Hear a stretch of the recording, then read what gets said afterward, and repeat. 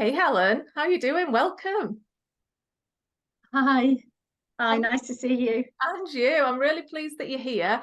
And I can't wait to hear your story. So I know we've just been talking before we hit record that you had two other careers before before we start talking about what you're doing now. So what was a really pivotal point that you'd kind of like to take us back to? Okay, well, I would like to go back to about 2010, and I had done all my training to become a surgeon, and I was very happily as a working as a consultant surgeon in the NHS. I was an ear, nose, and throat surgeon. I was enjoying my career. I was already sort of unusual being a woman surgeon. It still is quite unusual, but it was really more unusual then. And I was even more unusual because I'd done a master's in education. So I had sort of two things that made me a bit more noticeable. And really very soon after I got my master's, I was invited to take on all sorts of interesting roles in education. So it was a master's in education, and that sort of became the part of my work that really inspired me. I suppose I hadn't particularly noticed at the time, but lots of my friends said, "Oh yeah, you really come alive when you're talking about your teaching or your training things." And so yeah, so in 2010, I really hadn't seen this coming, but I was approached by it's called the Deanery. It's a part of the Strategic Health Authority that's to do with training and of mostly of doctors, postgraduate training of doctors, really. Although it then grew and it's looking after all sorts of training. Yeah, so I was I was offered this job. I mean, I was told the job was going to be there and that I should apply, which I did. And I was offered the job, and it was 2 days with a view to increasing to 3 days a week. Now, the other bit of my story is that I have three children, and ever since I had the first, I have worked part time. So it was that presented a bit of a dilemma because if I worked on this as quite a senior leadership role in the Strategic Health Authority, if I took that job, which could go up to 3 days a week, I wouldn't have time to fit in my surgery, and I would lose my surgical skills. You know, you can't really. There's a kind of minimum level that you can do as a surgeon. So I was a bit torn, really. So I was thinking, gosh, I've been offered this job, which sounds amazing. I would love it, and how fantastic it would be. But I just didn't really know what I would do about the rest of my job. And it was on its own, it wasn't really quite enough for me. But I sort of slept on it, or probably didn't sleep, maybe lay awake a few nights Mm. wondering about it. But then, as often these things happen, I had a phone call from the Royal College of Surgeons in London, who I'd done some work with. I'd facilitated on a course of theirs, and they sort of knew me and knew my work, and they, out of the blue, really phoned and asked me, would I take on a faculty development role a day a week in London. So all of a sudden, I had my 3 to 4 days. So I accepted both of those jobs, and that was a massive turning point, because then I left my consultant surgeon post. And it's really very unusual to do that. All my colleagues, are still there. You work really hard. Surgical training is really tough, and you think you're going to be there for 25 years. And I thought I would, um, but I wasn't. And then that was a massive turning point, really. So that I was my first turning. Yeah, that was your first turning point. I love that story so much, and there's a few things like I want to pull out of Yeah. that really spoke to me. Was the first thing that you were always interested in education anyway, and training and Mm. teaching. And the fact that it was your friends actually noticed that, and they said, you know, you always come alive when you talk about that. And that's so true, isn't it? That often when we've got a real passion and that innate love for something, you know, that our energy shifts when we talk about it. We get excited about it, but we often don't notice that, do we? It's other people that can spot that. So I love that, and that you secretly knew that, because it was in you. You probably, if you cut you in half like a stick of rock, it was probably running through you, you know, the very core of you. I mean, I think when a few people had said that, I realized it was true, and that was the thing I was getting excited about. And I think I'm probably the sort of person that does need something quite radically new every, I mean, that was 8 years, you know, there's a 7-year itch, isn't there? So I think I've probably, and I think, you know, once I can do something, I mean, every operation, you know, it has the same name. So I did a lot of middle ear construction. So say you had middle ear reconstruction on the list, everyone would be different. Because, you know, the disease that had caused the problem would be different or whatever. So everything was different, but I could do it. I could just about do most things that would appear in front of me. And I think I was ready for a challenge. So yes, but yeah, interesting that my friends had spotted it. And I suppose until the opportunity presented itself, it wouldn't have helped me really to have thought, oh, I'm so excited about education and training, because I would have still had to do the day job kind of thing. So yeah, but maybe because you were interested in it, that's why the position, you know, came along, you know. Yes, well, I did. I actually started my study of education for a sort of strange reason, really. When I was starting to apply for more senior roles in my training, I was already working part-time, and I thought, well, what is there that I can do? I can use a bit of the time when the baby's asleep or the toddler's at nursery or whatever it was. I can use that. What can I study to give me another line on my CV? And I chose education, clinical education, fairly sort of randomly, really, but I found it so inspiring.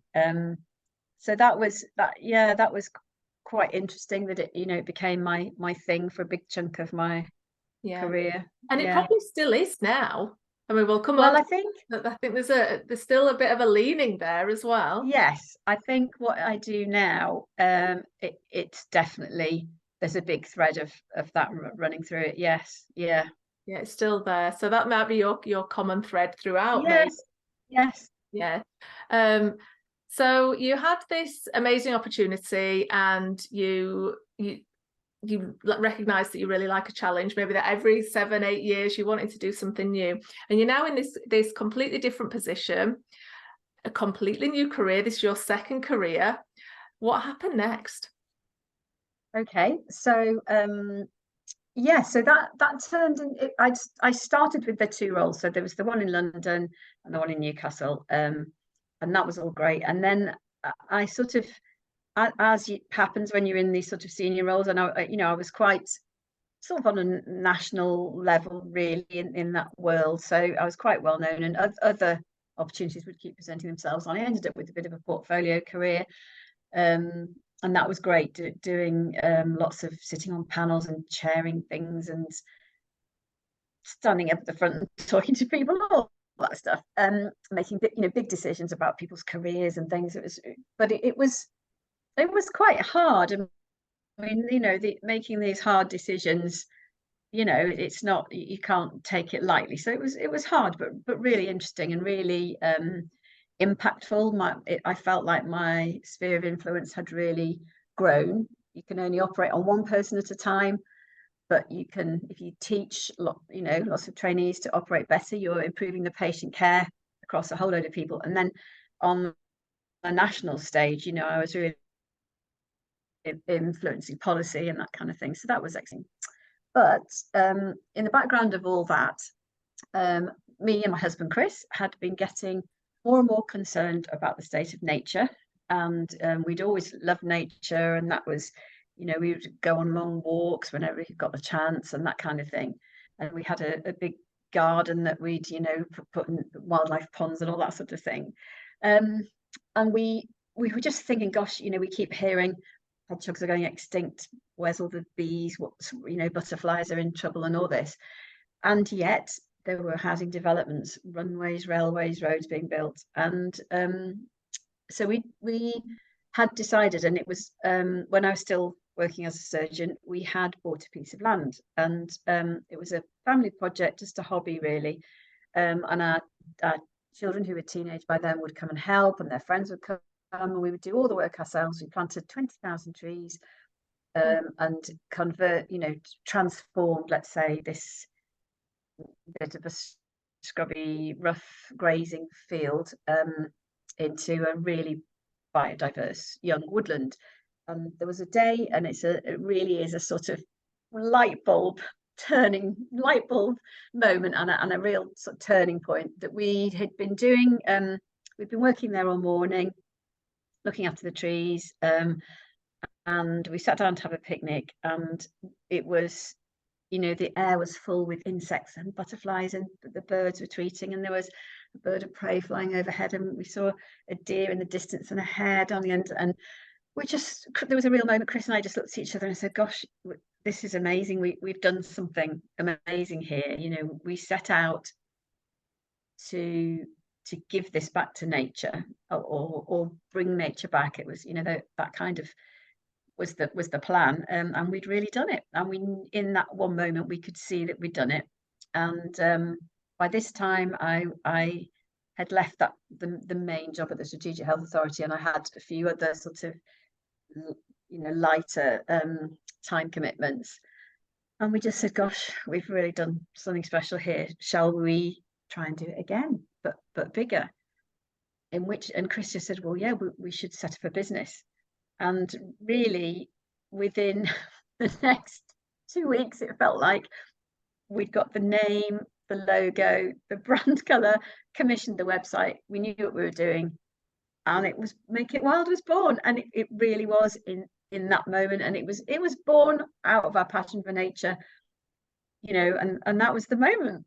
I just love all of that. I as somebody who's also passionate about nature, I love that story so much. But when we said that your energy shifted before, it shifts again now. It kind of just goes up a level now, which is just I know. so good. I mean, it's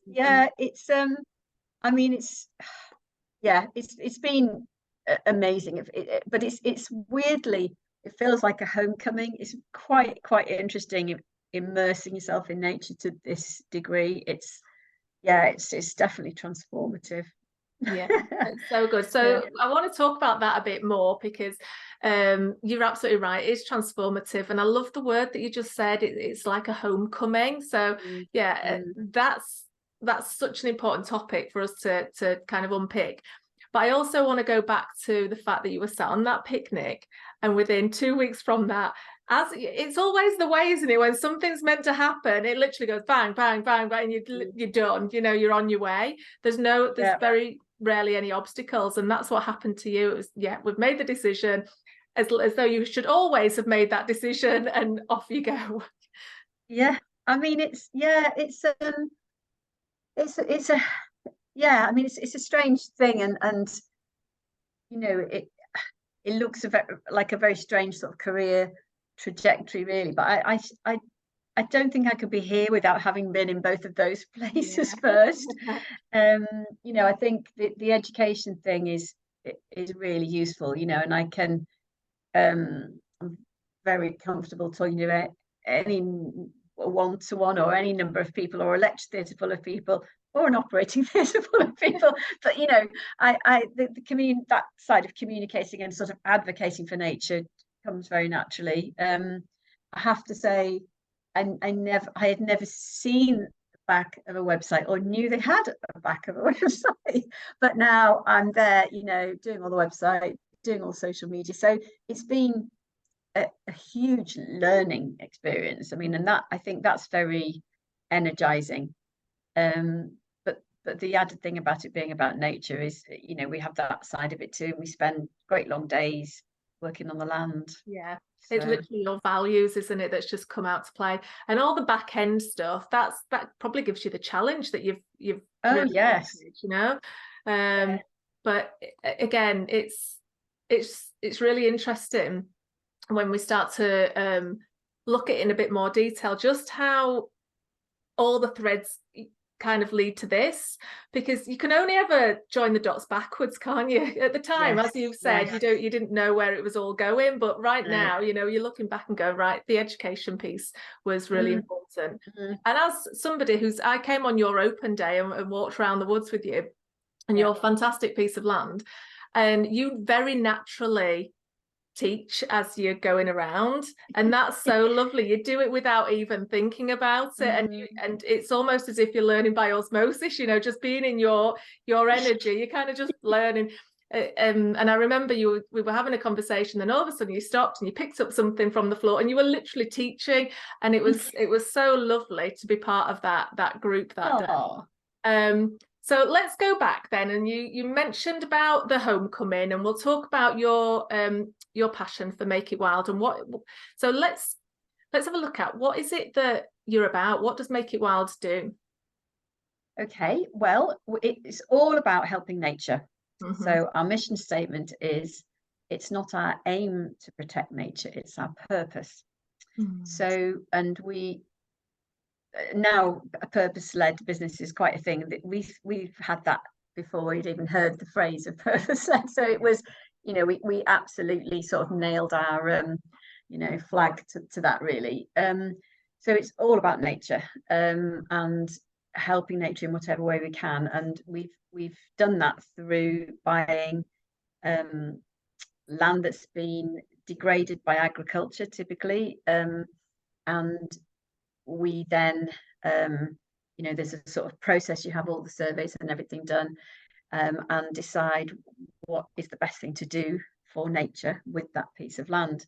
But nature has a place at all of our meetings. So we have a green chair that's nature, and you know, any decision, we sort of just all of us are emboldened to say, well, hold on a minute, what would nature say? And we can just, you know, any decisions we just pass through the lens of, well, what would nature say? And that's really quite powerful. And I have to say, that's not my own idea. That's from Faith in Nature. I went to a meeting where their one of their board was there, and they gave me that idea really. So yeah, so we're into rewilding. About the site you came to is 111 acres, and we've got about 60 acres under rewilding, which is very hands-off management, and that's allowing the ecosystem to become sort of self regenerating.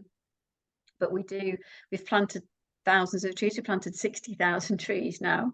That's just like an extreme number, isn't it? It's just, yeah. So, but and they, you know, we know what trees can do, because that was really our first foray into this. So all the trees that we planted in that first woodland absolutely brought nature back. I mean, you know, they were transformative. So we still plant a lot of trees, and we plant native trees, native deciduous trees, which we intend to become the ancient woodlands of the future. So they're not going to be cut down or harvested in any way. And we plant them naturalistically, so they're not in rows, they're just groups of similar species together.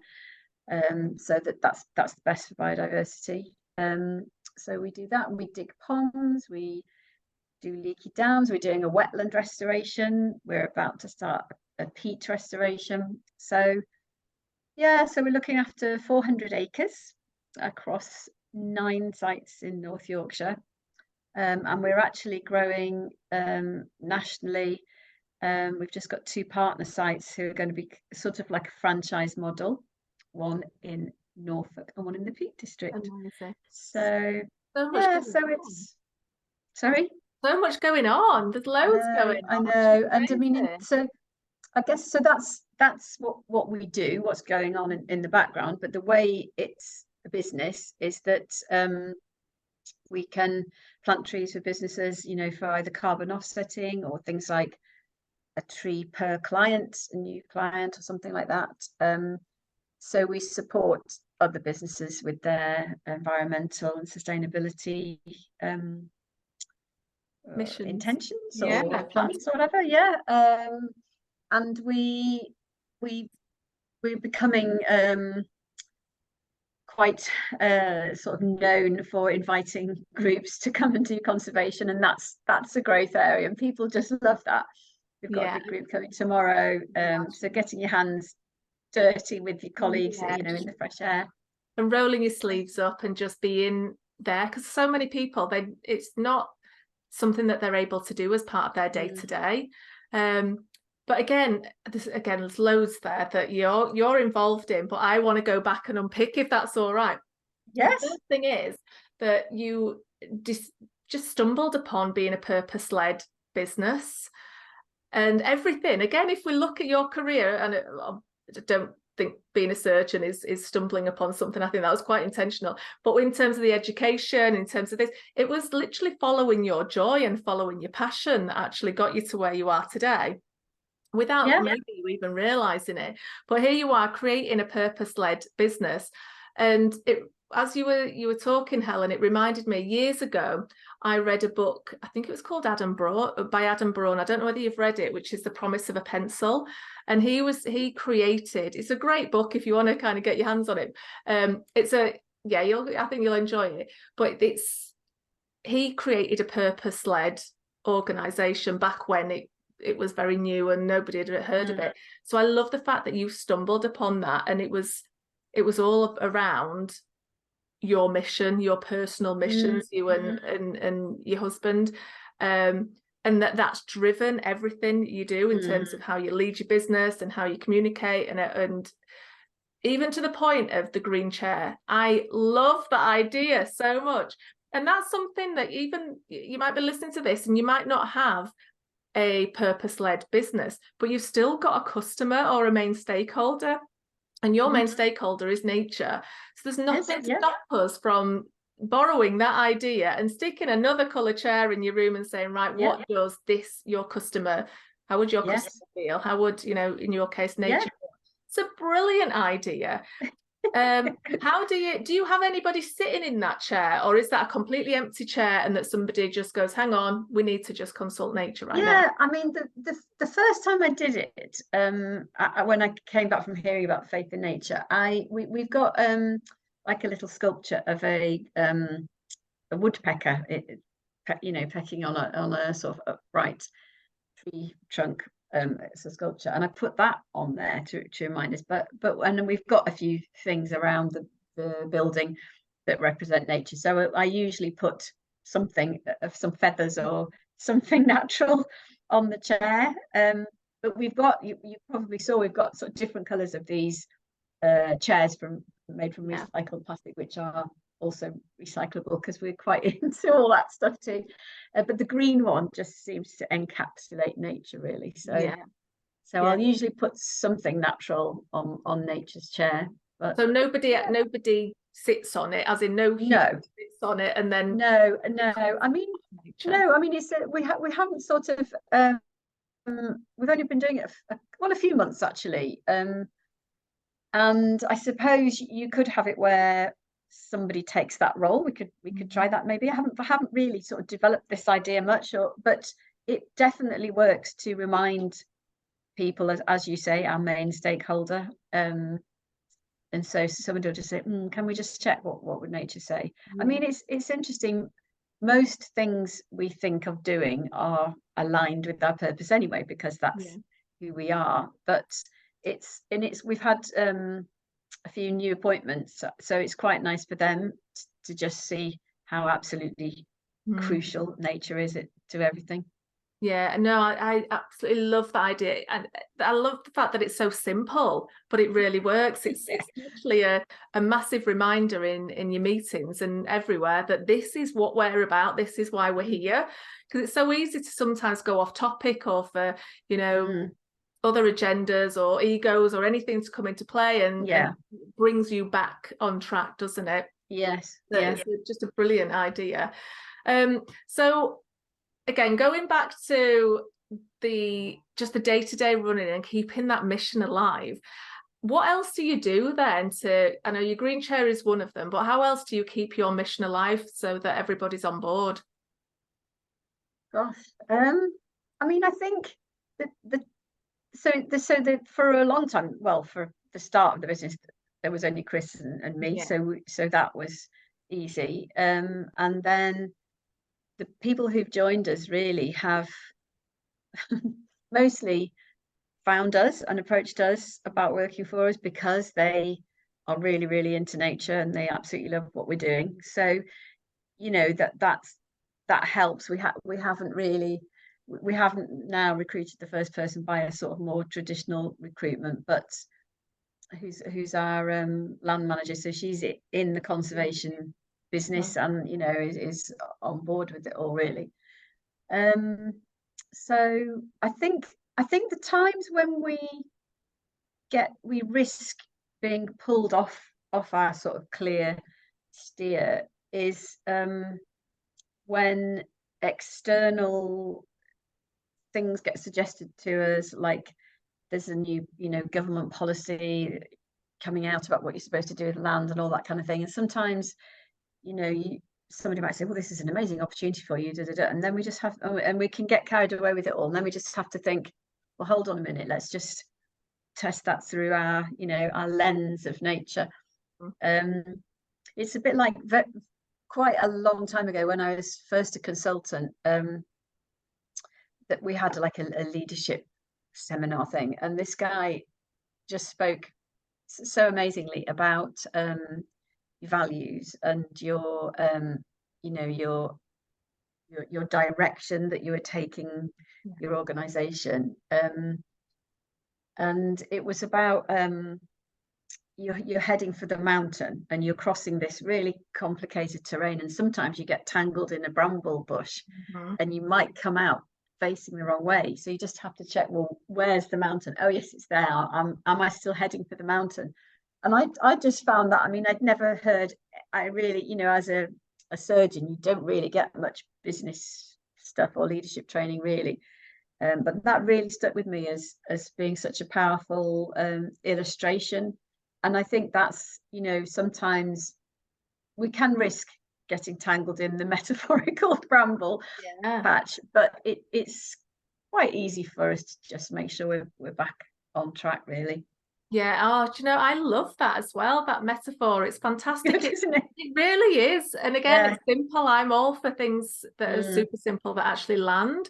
And it is so easy to just lose sight of that mountain and lose sight of the direction and get just tangled up. And sometimes you can stay there for years, can't you? And think, oh yeah, I'm doing a great job. Yes, I suppose you could. Yeah, yeah.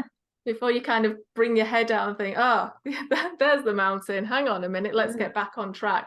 It's what I often call going the scenic route, you know, where you lose sight of where you're going and you end up just going around the houses until you come back to where you should have been all along. So, but you having that lens of nature, your green chair, is so embedded and cemented. Cement is a really poor use of words, isn't it? But really embedded into the business because it's so purpose driven that it's probably easier for you to untangle yourself than it is for maybe other businesses. Yeah, I mean, I suppose it is. I mean, even, you know, things like you know, you're thinking about, well, now we've got an office, what are we going to do with our waste? Well, we don't have much waste really because we're pretty paperless, but you know, someone will bring a packed lunch, so well, we have a compost heap, and so we compost anything that can compost because that's the right thing to do for nature. So, you know, we recycle everything, and then there's hardly anything that's actual waste. So yeah, I mean, I think the little and the big decisions just all go through that lens really.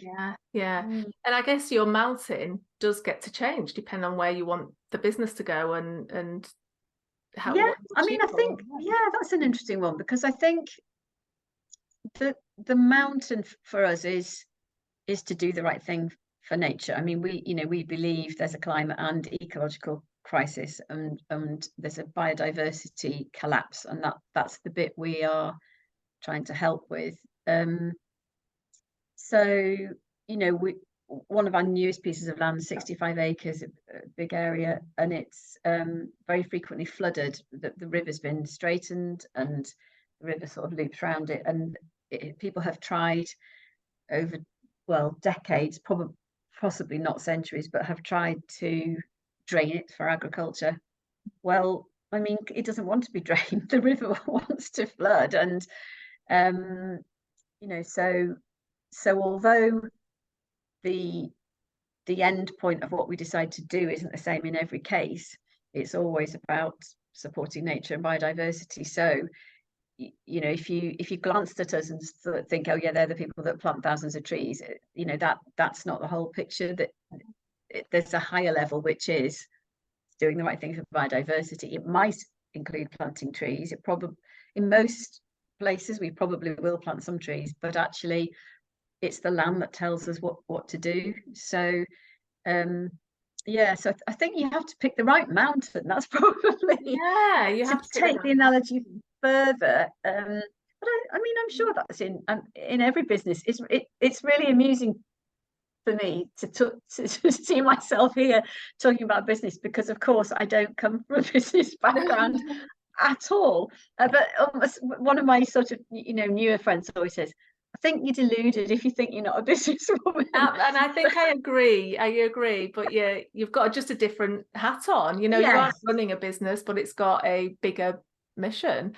As loads of businesses have, their mission just is different to yours. And but I suppose it's the thing that when we're talking about sort of, I don't know, proper businessy stuff, it's not. I'm thinking of it through a sort of, well, kind of common sense, and more as a what would I feel like as a consumer, I suppose, if that was presented to me, type of a thing. And but it works, doesn't it? It works perfectly. So well, I think and there's another sort of thing that I often think about. It's a bit like well, this is a little thing that I often think of, that when in my career as a surgeon, the stakes were very high. Somebody could have died, if I did something wrong on the operating theatre, or if I made the wrong decision before they got there. But now running a business, or some things you do that people worry about a lot, posting on social media or something, I could just always think, well, no one's going to die. Literally, what is the worst thing that can happen if you post something that's a bit naff? Well, probably not many people will see it, but actually no one's going to die. And I'm sort of way past thinking anyone's going to think I'm, well, I don't really mind what they think I am, really, because I'm here and I'm doing it, and so so I think my sort of life experience has been brought to bear to me as a pretend businesswoman. But it puts things into context, doesn't it? You've had that career where people could actually die, and that there was a real consequence to it. So there's anything else, unless you're, I can't even think what else would be close to that, where other people might be at risk. What you're doing now is just, again, following your joy. So nobody's going to die. It's all right. You're having fun, and you're actually doing something that's really worthwhile, and it's making an impact and making a difference. So how could you not just have fun with it? Yes, so, and it doesn't. I mean, it's the other real sort of fascinating thing for me, as I've sort of grown into this and sort of settled into it, is there's a huge difference in time scales of what I, as a surgeon, sometimes I would have to operate on this person within 5 minutes. Could happen quite easily, because ear, nose and throat, you're dealing with airways and that sort of thing. But in my role now of helping nature, the timescales are years, if decades sometimes. Well, there's a saying, isn't there, about planting a tree, the right time to plant a tree was 20 years ago. And there's a lot of things about trees, the wisdom of the person who plants a tree when their grandson will be the first one to enjoy its shade, and all that kind of thing. So so if there's something that on the land side of things that you think, oh gosh, we need to do that. Sometimes it kind of won't matter if it doesn't get done for months. You know, there's some things which are seasonal, and that's really, and I've been absolutely fascinated, and you know, I think the homecoming thing has some of this stuff about noticing the seasons more and being really in tune with nature and what's happening out there. So you might get some jobs. Well, we were supposed to do that in spring. Oh well, never mind. We'll do it next spring. You know, and no harm will come. So that's been an interesting change as well. Yeah. And again, what I'm hearing is just that you giving yourself permission or allowing yourself to just go with the flow now, that you're not under any kind of time pressure, that you are actually making a difference whether you do it this year or you do it next year, and that it's all just going to pan out as it should.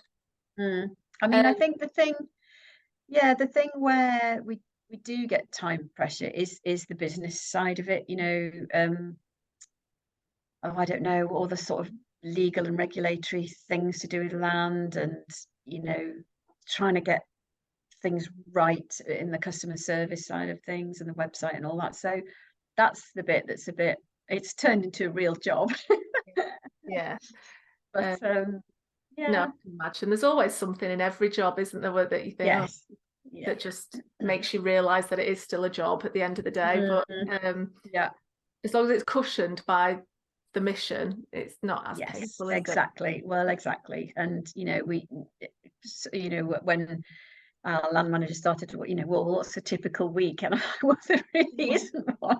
I mean, there really isn't. I mean, every single day is different, really, depending on what's needed, you know. So that's quite nice. I think most people, I think, quite like that. There's, you know, there's an underlying sort of pattern in the week, but but it's there's always something that's the nature of nature. You know, exactly. a tree will fall down and need dealing with, or you know, or a dry stone wall, you know, gets damaged and we need to repair it, or something like that. So yeah, it's all good fun. It feels and sounds just bliss. It's just lovely and calming. So Helen, how can people get hold of you and come and experience what you do and get involved?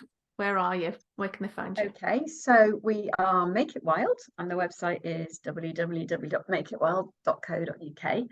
The site where you came to visit, which is sort of our main site where we have the office and, you know, a building, is near Harrogate, just into Nidderdale, Summerbridge. And we run events and activities there, and also some at the first site where we planted those trees and had our light bulb moment, which is near York. That's near Kirkhamerton. And we have a group of volunteers, which, you know, people can come for a one-off volunteering experience, usually on a Thursday, but through the winter when it's tree planting season, we do some Saturdays as well. And you know, we do tree dedications for birthdays, weddings, in memory, or whatever it might be, which are all on our website. We do all sorts of other nature dedications as well. You can dedicate a belted Galloway cow, or dedicate a bird box, or anything like that, which is you know, a nice gift. No waste, no transport. But yeah, I mean, get in touch if anybody wants to find out more. Loads to get involved with, and just, I know from experience coming round and having that few hours with you, it was just fantastic, and you leave feeling just amazing. Especially just getting away from the office and just day-to-day activities. So there's loads of things that they can get involved with. Go and find Helen, because I think it's great. You're on LinkedIn and all the social. Yes. Yeah. So you'll find all the details in the show notes. And if you need any more information, I can always signpost you to Helen. But go and experience it. Helen, I've loved chatting to you. I've loved just feeding off your passion today. It's just fantastic. It's like a breath of fresh air. And I've loved hearing your story. So thank you so much for joining me. Oh, thank you for having me.